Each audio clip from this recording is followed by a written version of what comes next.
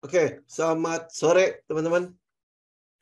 Oke, kita lanjutin untuk ini ya, tren untuk yang terakhir di 2023 yang kita deteksi lah ya.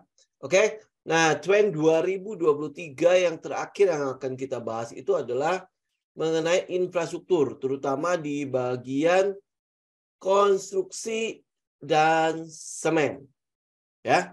Jadi ini kita akan bahas hari ini, kita bahas konstruksi dulu karena mungkin saya nggak akan mengcover untuk detailnya, tapi nanti kita akan bahas mengenai teknikalnya ya.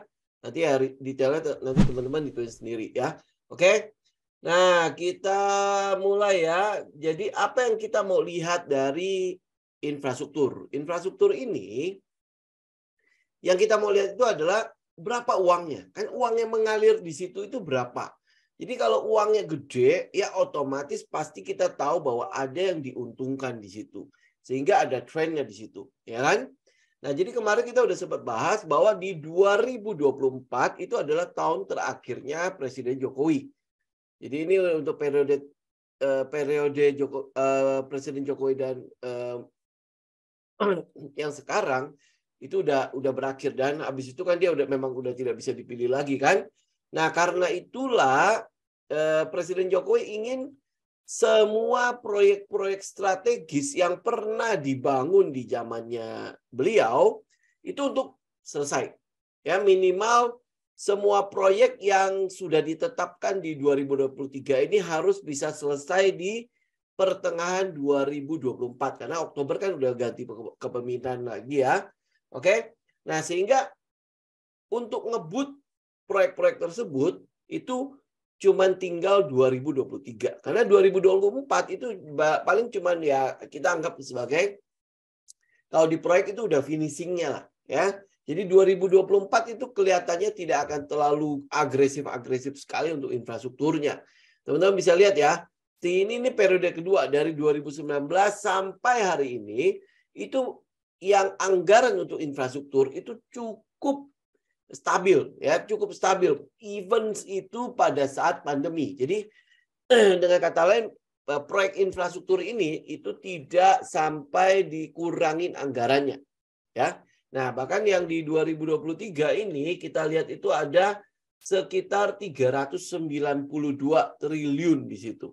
Jadi ini udah hampir 400 triliun. Jadi kalau kita ngomongin soal pemilu itu ada 200, kemudian di pariwisata juga pasti gede, di situ ada devisa yang berapa triliun juga di situ, yang sampai kurang lebih dengan APBN itu hampir 20-an%.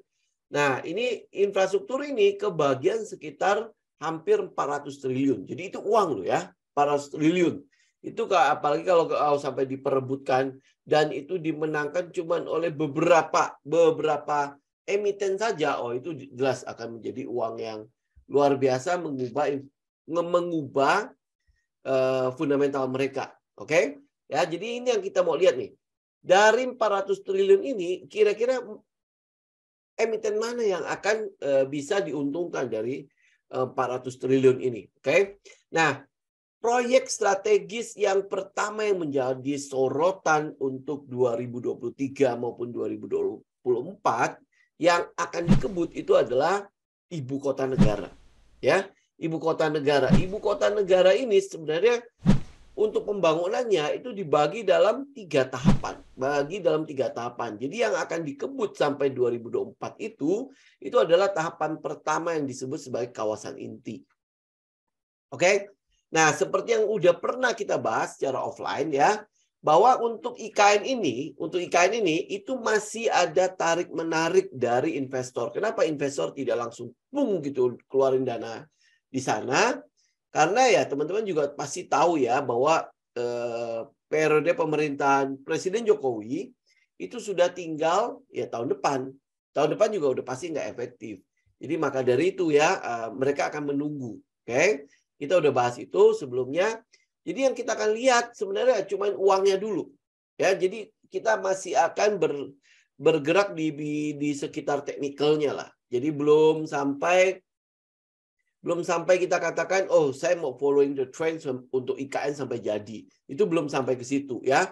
Jadi untuk sekali lagi untuk proyek IKN maupun yang tren infrastruktur itu lebih masih kepada tren kecilnya dan itu kita masih pakai untuk swing.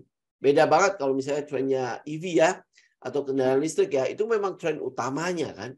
Ya, tren utamanya. Jadi ya makanya dari itu ya sekali lagi saran saya teman-teman kejar dulu tren yang pertamanya. Jadi tren utama itu nggak mungkin digantikan.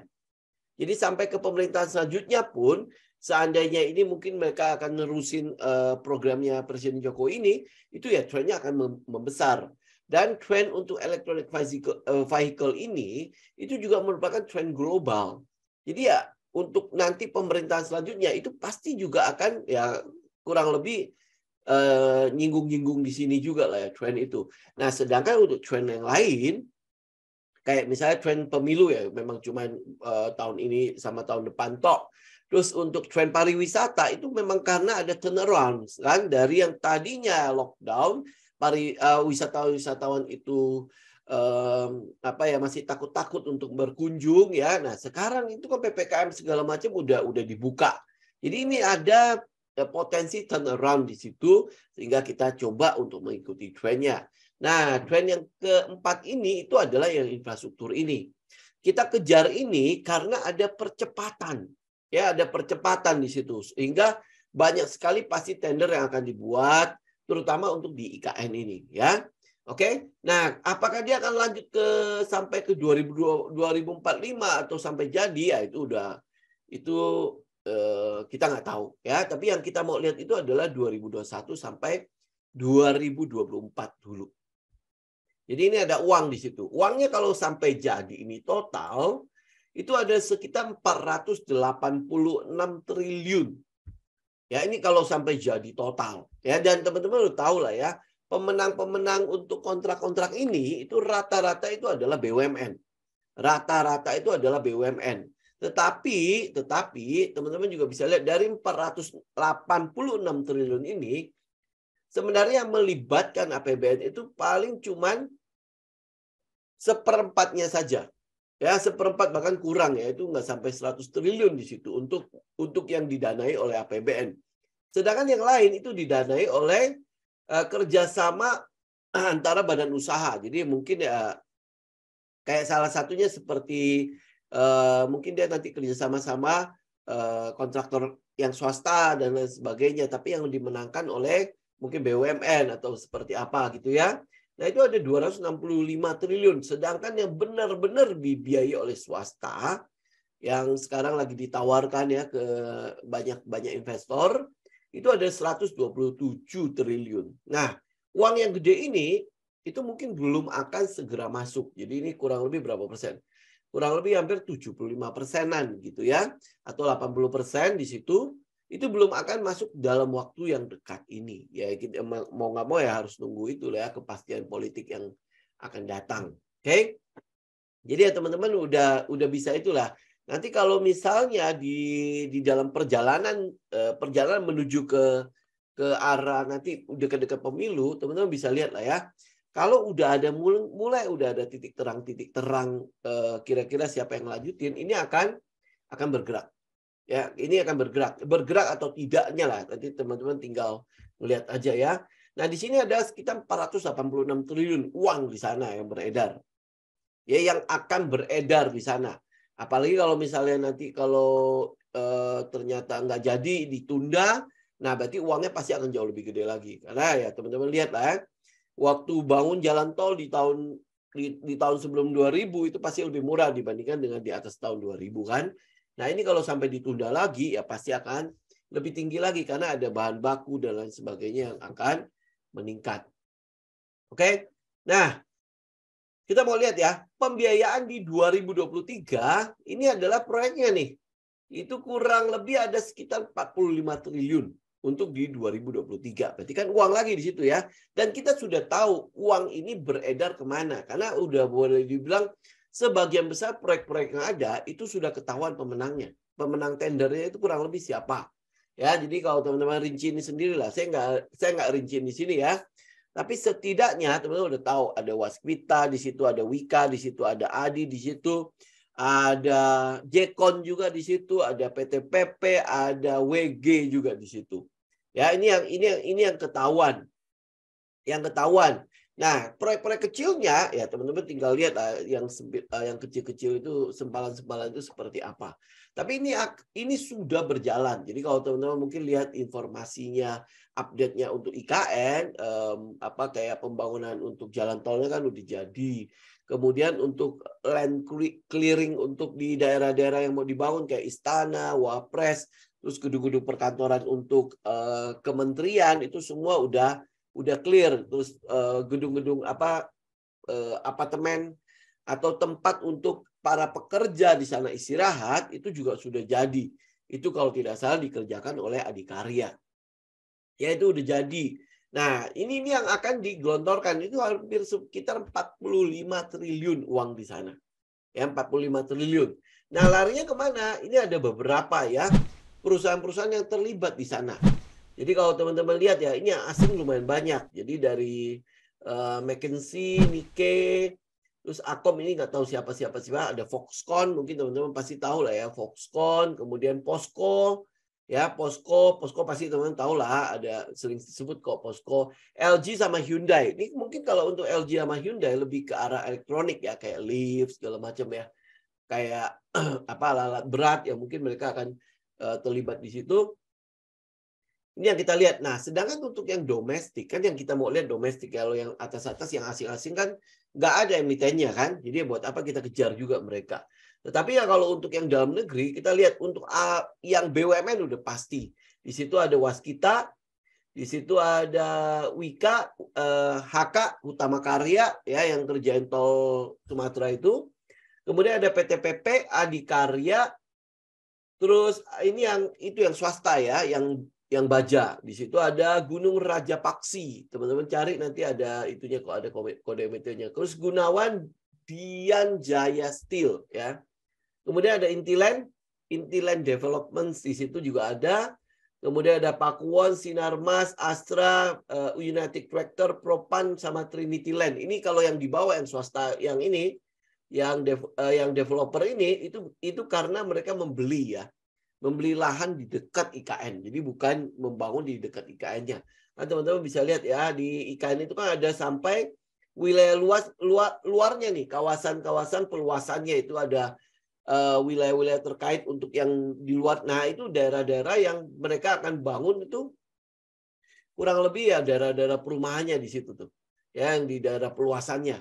Nah, daerah perluasannya itu pasti akan dominasi oleh ya ini.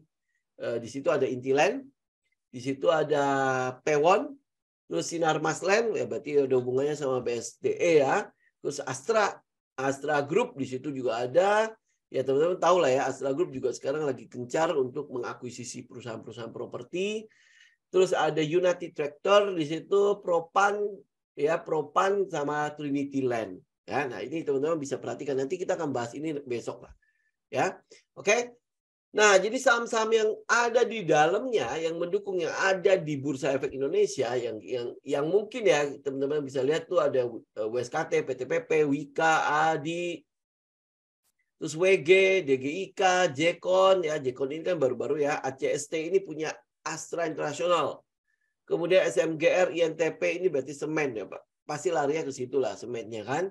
Kemudian ada Weton ini untuk precast ya, precastnya ini kenapa saya masukin Weton, WSBP enggak, teman-teman tahu WSBP itu lagi bermasalah, jadi maka dari itu kita masukin cuma Weton doang. Terus ada GGRP, Baja, GDST, ISSP. Nah, kemana Krakatau Steel? Pasti akan ada kebagian lah di situ.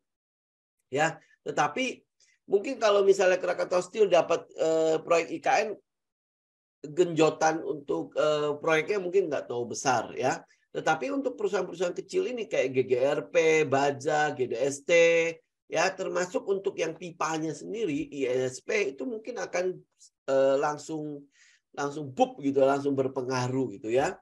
Ya jadi teman-teman ya kita kalau yang ini informasinya agak susah untuk kita dapat untuk pemakaian Baja karena itu harus punya orang dalamnya si pemenang-pemenang trader. Dia beli bajanya di mana?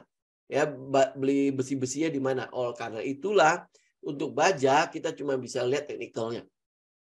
Ya, kita bisa lihat teknikalnya ya. Kalau teknikal ada yang confirm dengan setup, di situ kita ikut. Ya, tapi minimal kita tahu bahwa itu ada trennya. Nah, kita ngelihat misalnya contoh ya, apa sih yang kita lihat di GGRP, Baja, GDST, ISSP atau Krakatau Steel? Ya, kita udah tahu. Oh, kita mau lihat kalau pembangunan infrastrukturnya sudah jalan, maka biasanya akan ada order atau demand terutama untuk baja-baja ini ke dalam proyek-proyek tersebut. Ya, sekali lagi kalau misalnya mau detailnya teman-teman harus punya orang dalam. Ya, pemenang tender itu beli bajanya di mana. Gitu ya. Kalau nggak ada ya mau nggak mau kita lihat ke teknikalnya. Gitu ya. Nah, karena pemenang tender untuk IKN-nya sendiri itu lebih banyak di BUMN dan BUMD, maka yang kita lihat itu adalah ya kurang lebih lah. Ini mungkin teman-teman bisa cari dari fundamentalnya dulu, karena kita butuh tahu ya. Semua perusahaan infrastruktur untuk BUMN itu jelek fundamentalnya. Itu jelek. Kita udah tahu lah. Kenapa? Karena genjotan infrastruktur yang begitu besarnya sehingga mengakibatkan si perusahaan-perusahaan tersebut memiliki utang yang begitu besarnya. Memang iya asetnya juga gede. Ya, contoh misalnya kayak WSKT. WSKT kan kemarin kenapa EPS-nya bisa hijau? EPS-nya bisa positif dalam 2 kuartal terakhir karena dia berhasil menjual tolnya. Jadi diversifikasi tolnya sehingga mendatangkan cash flow kepada si WSKT. Jadi ini masih belum kita hitung sebagai pemasukan, tapi penjualan aset yang mendatangkan keuntungan buat di WSKT. Yang mungkin yang agak-agak menarik itu adalah tetap masih di PTPP. Ini kalau dilihat dari fundamental, dari semua konstruksi memang PTPP yang the best lah. Ya, kita ya teman-teman bisa lihat bagaimanapun juga PTPP the best lah.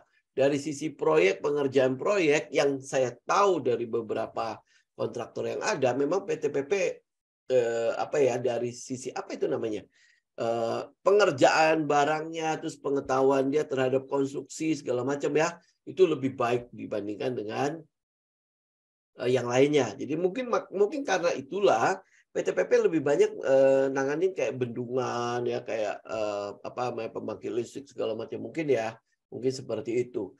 Kemudian yang ketiga itu ada adikarya. Kalau adikarya teman-teman bisa lihat lah ya, proyeknya memang banyak sekali.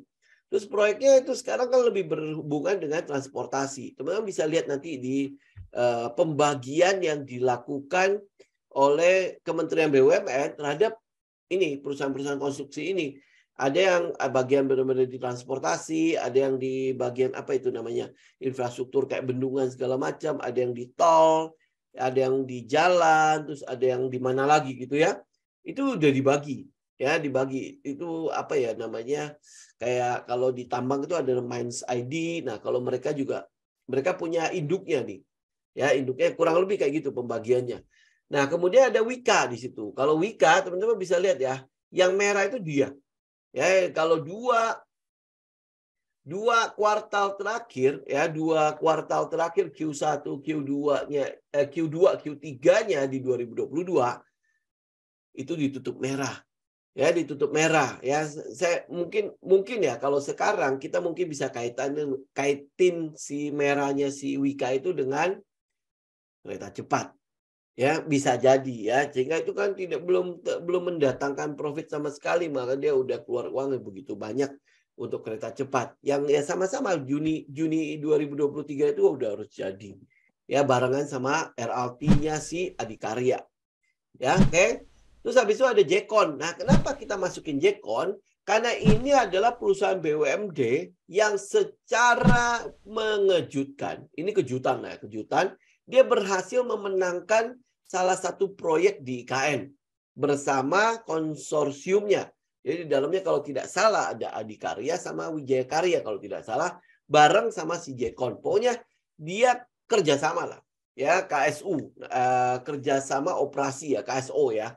Jadi mereka kerjasama, nah sehingga Jekon itu ada di dalamnya.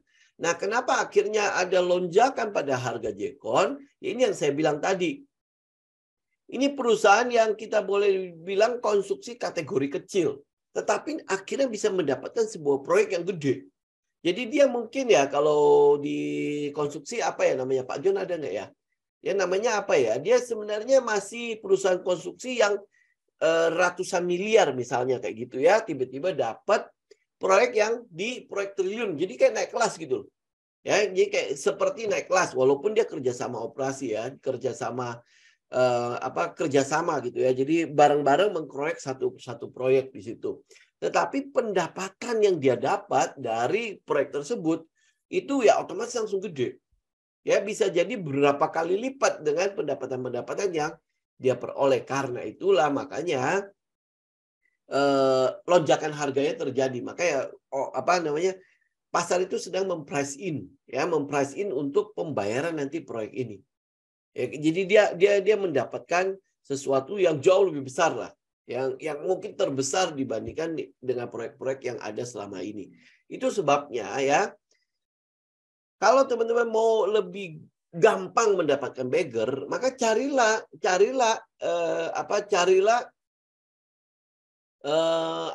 kapitalisasi pasar dari emiten-emiten yang masih kecil tetapi mendapatkan proyek yang gede. Jadi kalau tren ini besar, terus tiba-tiba dia kebagian proyek atau dia kebagian uang yang mengalir itu cukup gede, jauh lebih gede daripada yang selama ini dia dapat. Nah, itu makanya lonjakan harganya akan jauh lebih mudah. Ya ini yang kita bilang, sorry ya, saya harus katakan begini. Orang kurus dia akan lari jauh lebih cepat atau naik tangganya jauh lebih cepat dibandingkan dengan yang sudah gemuk. Ya, yang kapitalisasinya udah gede-gede, lu mau ngarapin dia beggar itu udah susah. Dia cukup mempertahankan pertumbuhan atau growth-nya yang ada saat ini itu udah jauh lebih lebih baik daripada dia mengejar ekspansi. Mau ekspansi sebesar apa lagi? Gitu kan? Ambil contoh misalnya kayak BBCA, Bank Mandiri, lu mau ekspansi sebesar apa lagi sih? Gitu kan? Gitu. Kecuali terjadi koreksi pada pasar. Nah, itu mungkin teman-teman bisa ngarapin terjadinya lonjakan harga di situ. Kayak paling baru ya di Covid lah, teman-teman gimana sih bisa dapetin BBCA 50% lebih, 60% dari mana? Ya kan, kenaikan harganya. Lu bisa dapat seperti apa? Itu makanya kenapa selalu dikatakan kalau terjadi resesi, kejar dulu big cap-nya. Karena dia rebound-nya paling cepat dan harganya itu adalah harga bajai. Gitu. Nah, hal yang sama teman-teman terapkan kalau mau mencari bagger. Carilah, ini ada trend nih. Carilah perusahaan-perusahaan yang memiliki korelasi dengan trend tersebut, tetapi dengan kapitalisasi pasar yang kecil. Ya cukup bisa dipahami ya itu ya. Jadi makanya kenapa Jekon itu mengalami lonjakan harga karena pasar memprice in untuk itu. Nah ini tiba-tiba kejutan gitu loh. Ya. Nah yang terakhir itu adalah WG. Ya Wijaya Bangunan ya. Ya, ini adalah anak perusahaannya si Wika. Dan itu memang dia spesialisasi di bangunan-bangunan tersebut. Tadinya harapan saya itu dia harusnya dapat lebih banyak. Karena apa? Spesialisasinya di bangunan. Cuman ini kan proyek yang harus dikeroyok. Jadi nggak mungkin ngalir ke salah satu perusahaan. Ya nggak mungkin. Dia harus dikeroyok ramai-ramai. Karena ini waktunya udah mepet. Ya, karena waktu udah mepet makanya terbagi.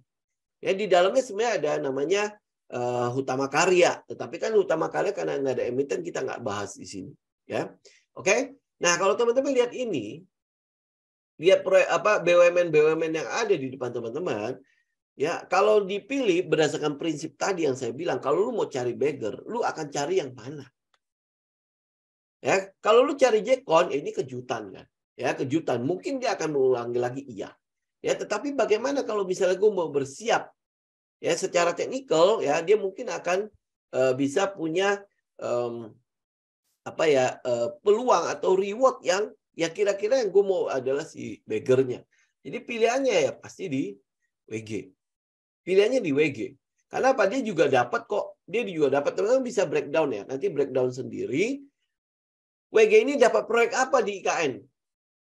Ya karena dia baru-baru ini juga baru dapat kok. Itu hampir 1 triliun lebih. Ya, 1 triliun lebih. Nah, sekarang ya saya nggak akan breakdown itu semua, teman-teman bisa lihat cash flow-nya apa segala macam ya. Kita lihat teknikalnya aja, ya. Mulai dari WSKT. Apa yang kita lihat dari teknikal? Teknikal mengatakan kepada kita, ya, hampir boleh dibilang semua teknikal dari konstruksi itu nggak ada yang bagus. Ya, dari teknikal yang tadi kita bahas, WSKT, Wika, PTPP, ADI, terus habis itu Jekon dan Wika itu nggak ada yang bagus. Nah, jadi apa yang mau kita lihat dong? Ya, yang seperti yang saya bahas kemarin, teman-teman jangan lupa ini sedang menunggu sesuatu. Ya, mereka sedang menunggu sesuatu. Menunggu sebuah kepastian. Gua mau masuk apa enggak? Mau masuk gede-gedean apa enggak? Oke, saya bocorin satu. Teman-teman bisa lihat Adikarya. Ya, Adikarya itu sudah mulai dicicil. Ini saya harus katakan cicil karena nggak gede. Ya, kalau tidak salah cuman ada 100 apa 200 juta lembar gitu. Baru ada kepemilikannya sekitar 6% kalau tidak salah. Ya, kalau tidak salah. Itu ada sebuah fund manager yang sudah masuk ke dalam situ. Tetapi posisinya kalau teman-teman lihat Adikarya, ya ini kalau teman-teman lihat Adikarya, itu juga tidak menarik-narik sekali. Ya, ini kan udah jebol. Ya, jebol, saya buang aja lah ini ya, biar nggak mengganggu. Teman-teman bisa lihat ya, kalau misalnya saya tarik trend line, itu kurang lebih dia masih downtrend. Kemudian kalau saya lihat support dan resisten, ini adalah sekitar supportnya. Nih, ya ini kurang lebih supportnya di situ. Jadi pergerakannya dia sudah, teman-teman yang di IG jangan lupa ya buka chartnya ya. Ini saya bahasnya di time frame yang daily ya. Oke, teman-teman bisa lihat ya, kalau dibilang supportnya, dia sebenarnya ada support 2 nih. Ya, ada support 2. Satu support di 326, satu supportnya lagi di sekitar 440. Itu supportnya ya. Dan yang kita lihat di 440 iya, betul ya, dia ada reaksi di sana. Ada reaksi di sana sehingga terjadi kenaikan pada harga. Tetapi apakah reaksi ini menjadi reaksi yang pasti akan langsung lanjut segala macam? Yang kita lihat adalah trennya itu masih belum kita bilang berubah. Ya, ini masih dalam keadaan downtrend. Itu belum ada perubahan trend sama sekali. Sehingga apa yang harus kita lakukan? Kita perlu menunggu lebih sinyal yang lebih banyak lagi. Jadi data-data teknikal yang lebih banyak lagi. Salah satunya adalah kita mau menunggu dia break struktur. Ya, break struktur. Jadi apa ya? Ini harus saya confirm sekali lagi karena kayak era hari ini, kebayang nggak sih? Pagi dikejar, kemudian langsung cut loss. Ya, kemudian sore menjelang sorenya, siang ya, sesi 2 ya, naik lagi. Dikejar lagi. Ya, dikejar lagi. Kemudian menjelang sore kan dia turun terus tuh. Ya.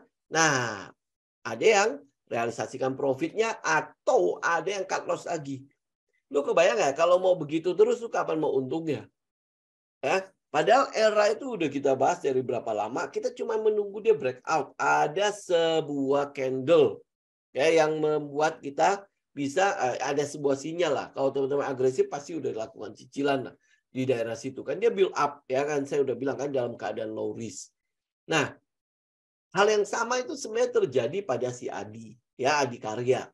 Cuman kita butuh beberapa informasi lagi secara teknikal untuk meyakinkan kita yang agresif untuk melakukan cicilan. Oke, untuk melakukan cicilan. Kalau secara trend kita udah tahu bahwa oh ya ada uang yang mengalir di situ. Pemenang proyeknya kita juga udah tahu. Apalagi Adikarya bulan Juni ini sudah selesai tuh. RRT-nya harusnya selesai Desember kemarin. Nah, begitu selesai RRT, teman-teman tahu nggak dia akan mendapat sepertiga atau sekitar 20 sampai 30% dari pembayaran RRT. Jadi udah punya uang cash lagi. Kemarin itu baru yang namanya right issue. Ya, right issue dia dapat berapa triliun ya. Ya kan? Nah, itu kalau ditambah dengan yang namanya RRT, berarti dia dapat berapa lagi? Jadi dia punya cash yang begitu besar untuk menunjang dia buat proyek IKN ini. Ya, buat proyek IKN. Jadi ya kalau misalnya ditanya kenapa si Vanguard itu sampai mulai mencicil si Adi, karena dari semua BUMN yang ada, kita ngelihat yang punya cash ready. Semua punya cash ready, tapi cash-nya yang agak-agak bebas itu dia. Ya, itu dia. Ya, itu namanya adikarya. Karena memang dia punya cash untuk bisa melakukan ekspansi di cukup banyak tempat. Termasuk untuk proyek-proyeknya. Jadi apa yang kita tunggu di situ yaitu break struktur. Ya, break struktur. Lu kalau nggak perlu harus sampai kita nggak perlu harus buru-buru untuk masuk di sini. Ini kan bentang-bentang dia naik nih. Dia mengalami kenaikan di sini. Oke? Dia mengalami kenaikan. Oke, berarti kita harus ikut. Lu tunggu dia break struktur. Ya, break struktur ini artinya apa? Secara minor, dia udah mengatakan kepada kita, gue kayaknya udah mulai mencoba untuk bersiap untuk naik. Ini gue tes dulu nih. Ya, memberikan sinyal kepada yang lain, institusi yang lain. Gue udah mulai ya. Ya, jadi ya institusi yang lain karena mereka punya data, mereka punya uang untuk membayar data juga ya, pasti mereka mulai lihat. Mungkin siapa tahu gitu ada Vanguard yang udah masuk situ atau segala macam. Kita nggak tahu ya. Ya, nah itu minimal dari teknikal bisa memberikan kepada kita, kok ada sesuatu ya? Dia kenapa dia break struktur? Ada apa ini? Apakah dia udah mulai bersiap untuk mengakhiri trend downtrend-nya? Terus habis itu untuk melanjutkan tren naiknya. Karena ini ada uang gede yang akan dia dapat dan nanti ke depannya dia akan punya ya cukup melimpah lah. Ya nanti ada keuntungan-keuntungan. Apalagi kalau misalnya IKN itu dilanjutkan. Ya IKN dilanjutkan. Dia berarti kan kalau secara duit gue punya, cash flow gue punya, berarti dia bisa punya kesempatan untuk mengikuti proyek-proyek selanjutnya. Gitu ya. Nah, secara teknikal apa yang kita lihat di sini? Kalau teman-teman lihat secara teknikal, sebenarnya kalau dari sisi akumulasi, distribusi, ya, di sisi price cycle, ini adikarya sebenarnya udah cukup siap. Ya, kita tunggu apa? Kita tunggu LPS-nya. Namanya last point of support atau yang kita mungkin teman-teman taunya sebagai struktur harga. Ya, struktur harga. Nah, ini Pak John baru datang. Struktur harga itu apa? Struktur harga itu adalah minimal ada sebuah trend yang membentuk higher low. Oke? Struktur harga higher low. Apalagi kalau teman-teman lihat ya, di sini kan ada trend line-nya. Ada trend line, ngelewatin 3 titik. Oke lah, berarti trend line-nya udah valid ya. Nah, ini kalau dia break, lu bisa ikut lagi di situ. Itu udah konservatif banget ya. Kalau teman-teman dia udah break trend line, lu masih nggak ikut juga. Nggak tahu, lu mau nunggu apa lagi. Gitu. Ini secara teknikal udah mengatakan kepada kita, mungkin saja ya urusan politik udah beres, mungkin saja untuk urusan yang tetek bengek dan lain sebagainya ya, peraturan-peraturan investasi ya, peraturan-peraturan lainnya yang mendukung pembangunan IKN dan lain sebagainya itu udah beres. Ya. Kenapa teknikal? Karena kita retail, nggak mungkin bisa membeli data kayak di Bloomberg Terminal. Ya karena kita nggak bisa membeli data itu, karena sayang gitu loh.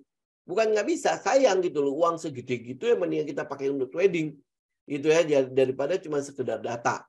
Jadi ya karena itulah kita punya technical. Ini technical itu udah menjadi senjatanya kita dalam mengikuti pergerakannya big money. Oke? Ini yang Adi ya. Saya jangan bahas banyak nanti seperti itu ya. Jadi kita tunggu struktur atau tunggu dia break struktur, minimal break struktur. Break struktur itu bukan sinyal untuk kita masuk ya. Dia mungkin nanti akan ada high low, gitu ya. Jadi ini low, ini high, berarti ini high low, ini higher high, terus ada high low lagi ya. Ini namanya struktur. Jadi kalau dia udah mulai ada istilah kita adalah LPS ya, last point of support ya dan sebagainya dan seterusnya ya. Itu price cycle ya. Nah, itu udah menjadi ciri buat kita bahwa dia udah mulai nih. Gitu. Jadi kita udah bisa mulai melakukan cicilan di situ. Ya, maka kalau misalnya ini kalau Adi ya, kalau misalnya di Waskita gimana? Kurang lebih sama. Ya, kurang lebih sama. Cuman teknikalnya si Waskita agak-agak parah gitu ya. Agak parah dalam arti gini, ini lihat ya, ini adalah supportnya. Nah, pergerakan di bawah sini itu apakah shake out? Mana sih dia? Ya, oke. Ini pergerakan di bawah sini apakah shake out? Ya, pergerakan setelah dia menembus 354. Itu shake out untuk ngusir kita, untuk membiarkan kalau kita itu tidak tertarik sama sekali dengan yang namanya konstruksi. Jadi mereka mengumpulkan barang di sana, atau sebenarnya memang dari sisi fundamental, dari sisi cash flow, dari sisi kesiapan si WSKT untuk menjalankan tender-tender yang ada itu nggak siap. Ya, tapi kelihatannya tidak. Ya, kelihatannya tidak. Kenapa? Analisa kita sebenarnya gampang. Uang cashnya ada nggak? Ada. Dia baru mendivestasi banyak jalan tol. Jadi dia punya uang. Ya sama seperti Adikarya. Cuman kalau dari cash flow-nya WSKT itu berasal dari penjualan aset. Oke? Dari penjualan aset secara fundamental, orang-orang yang di investor pasti udah, dia jual aset. Ya, kayak dia punya uang. Ya kan? Akan berbeda kalau misalnya, lu proyek, kemudian lu terima uang, ya berarti kan itu bagian dari kerja lu, operasional lu, sehingga dia mendatangkan profit. Gitu ya, itu mungkin sesuatu yang berbeda. Nah, karena itulah untuk WSKT kita masih menunggu. Ini masih banyak sekali yang harus kita tunggu untuk WSKT. Walaupun kita tahu reward dari konstruksi-konstruksi yang ada itu gede. Rewardnya besar sekali.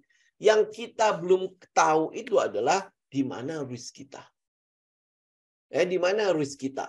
Itu kalau untuk WSKT. Kita belum tahu risk kita. Sama seperti si Adikarya. Risk kita belum tahu. Sampai dia break struktur, berarti kita udah tahu ada swing low-nya kita udah dapat. Jadi itu adalah risk kita. Kalau untuk WSKT, ini swing low-nya itu udah tahu belum? Jelas belum gitu ya. Kalau teman-teman taruh stop loss-nya di bawah sini, di 284, ini belum tentu ini adalah swing low-nya dan belum tentu ini adalah bottom-nya. Bisa jadi dia cuma swing ke atas, retest ke support yang pernah dia tembus di 350, kemudian turun ke bawah. Ya, paham ya? Jadi ini sinyal-sinyal teknikal yang perlu kita tahu. Oke? Nah, ini WSKT, ya artinya WSKT kita nunggu. Mungkin Adikarya mungkin lebih siap. Oke? Nah, kita lihat satu lagi adalah Wijaya Karya. Wika ini kan ada kebagian juga dengan motor listriknya ya. Tetapi pergerakan teknikalnya kurang lebih kayak WSKT. Ya kan? Ya kalau teman-teman ngambil supportnya, saya ambil weekly aja ya, biar supportnya ketahuan. Nah, teman-teman ngambil supportnya, kalau weekly lumayan tinggi ya. Oke, saya balik ke daily. Nah, teman-teman kalau ngambil supportnya kan berarti dari sekitar 800. Kemudian dia break. Nah, ini kan yang dia break di bawah 800. Ini apakah ini adalah shake out, spring? Ya, atau dia sedang build up untuk turun kembali? Gitu. Ini kurang lebih teknikalnya sama seperti WSKT. Jadi masih belum bisa memberikan kepada kita risk-nya di mana. Reward-nya udah kita tahu. Memang tinggi sekali. Ya, kalau dibilang beggar udah pasti beggaran lah. Ya, kalau konstruksi, kalau sampai jalan, kalau dia sampai merespon pendapatan yang akan dia peroleh dan lain sebagainya, itu memang gede. Oke? Tetapi yang buat kita sebagai trader, risk-nya itu belum ketemu. Risk-nya itu di mana? Lu mau taruh untuk Wika itu di bawah situ, di berapa ini? Di 650, yang belum bisa. Kenapa? Karena itu bukan swing low-nya yang valid. Sehingga kita takutnya adalah dia cuma swing ke atas, retest ke 800, kemudian untuk turun kembali. Ya, jadi ini masih belum bisa kita perhatikan. Nah sekarang PTPP yang dari sisi fundamental adalah the best. Gimana teknikalnya? Teknikalnya kurang lebih itu sama seperti WSKT maupun si Wika. Ya, tetapi mungkin dia lebih baik. Dia lebih baik. Kenapa? Karena masih ada beberapa support di bawahnya dia. Ya, jadi setelah dia turun dari 800, ya break support yang ada, dia masih ketahan di support di 485 sampai 600. Itu masih ada supportnya di sana.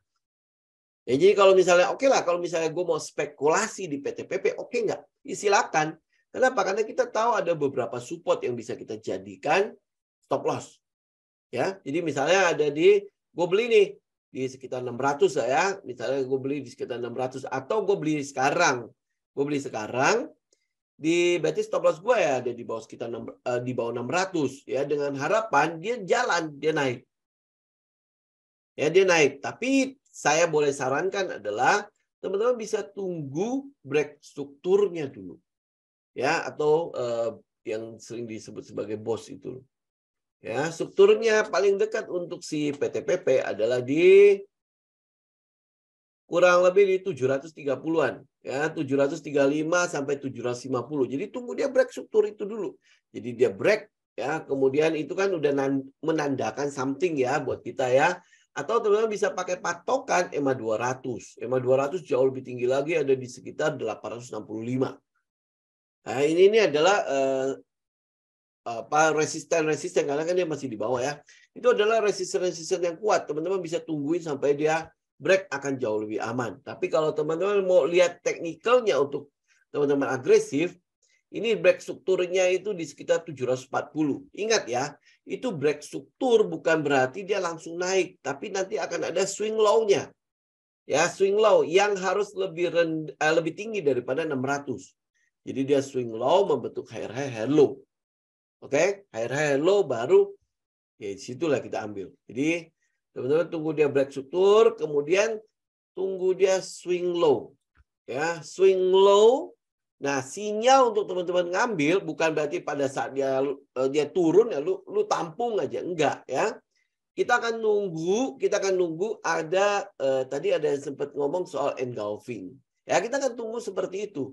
Jadi ada sinyal mengenai di candlestick-nya yang membuat kita ini oke nih. Oh, ini udah memberikan kepada kita bahwa ini udah saatnya masuk. Karena dia udah swing low.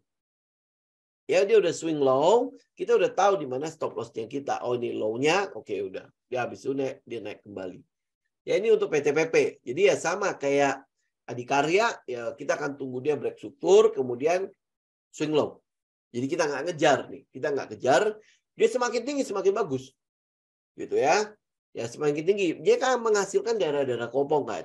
Ya, daerah kopong itu akan menjadi daerah-daerah incaran kita. Dia biasanya ya daerah kopong itu ya kita sebutnya sebagai daerah gap lah ya. Oke. Nah, kemudian yang satunya lagi adalah Jekon. Jekon ini mungkin tidak akan terlalu saya apa-apain ya. Kenapa? Karena dia udah pernah jalan. Ya, udah jalan ya, udah pernah jalan berapa persen ini ya. Ini sempat ini dari sini deh. Ya, udah sempat 100% lebih ya, udah ada yang sempat taking profit juga, udah turun lagi ke bawah. Terus teman-teman ya tinggal lihat di sini nih, di daerah sini. Nah, ini dia sedang ngapain nih dari 126 sampai ke 130 atau 140-an. Ya, 140 dia ngapain di situ? Ini apakah dia sedang build up untuk apa? Untuk nge-break. Break berapa ini? Break struktur di 140-an atau 150. Jadi teman-teman tinggal lihat dia nanti apakah dia bisa pullback dulu ke trend line atau dia udah cukup di sini, kemudian dia langsung break. Ya, langsung break di situ. Nah, itu udah menjadi sebuah sinyal buat teman-teman untuk masuk. Ya, kalau teman-teman mau ikutin Jekon. Ya, ini Jekon ya, tapi ini mungkin Jekon paling cuma buat swing doang. Nah, yang terakhir itu yang mungkin ya akan menarik itu. Yang menarik, yang lebih kecil ya, yang lebih kecil kapitalisasi pasarnya itu adalah si WG. Ya, WG, Wijaya Karya Wika Bangunan ya. Apa yang teman-teman lihat dari si WG ini ya, ini berarti teman-teman kalau misalnya kita ambil 9 buying testnya itu ya, satu ini udah trendline pertama yang menandakan bahwa dia udah selesai turun. Ya kan, dia udah selesai turun. Kemudian trendline kedua menandakan bahwa akumulasinya mungkin udah selesai juga. Ya, proses dia melakukan akumulasi juga mungkin udah selesai. Ya, apa yang sedang kita tunggu di situ yang sekarang sama seperti ADI, sama seperti PTPP. Kita tunggu adalah dia break struktur. Ya, break struktur atau dia membentuk LPS. Ada high low-nya di situ. Ya, begitu dia confirm itu, nah itu adalah saat kita masuk.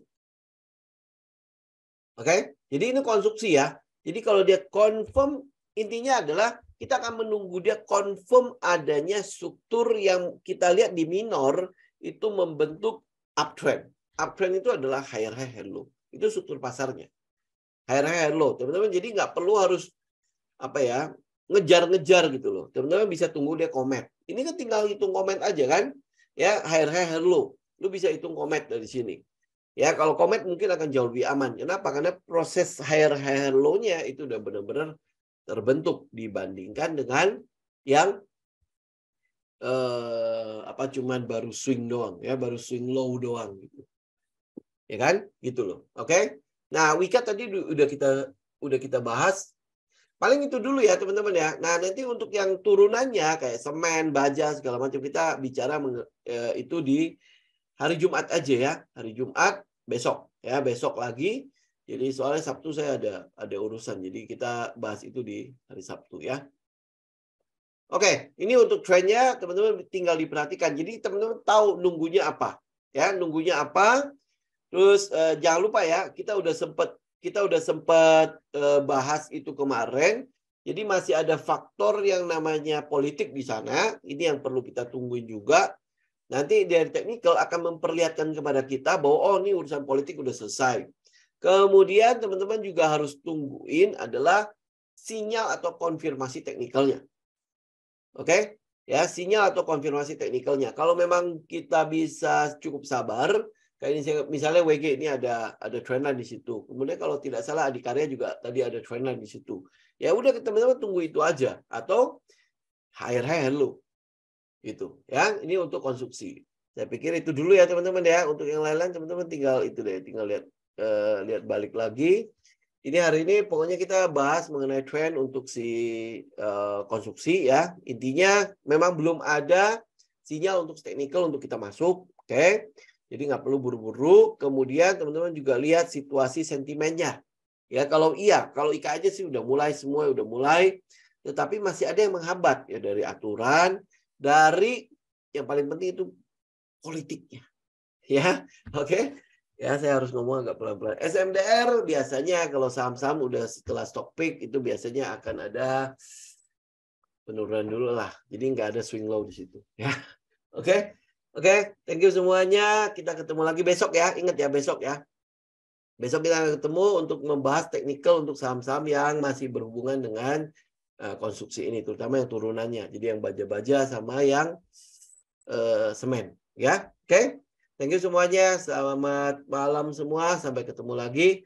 God bless. Thank you udah gabung. Saya izin pamit.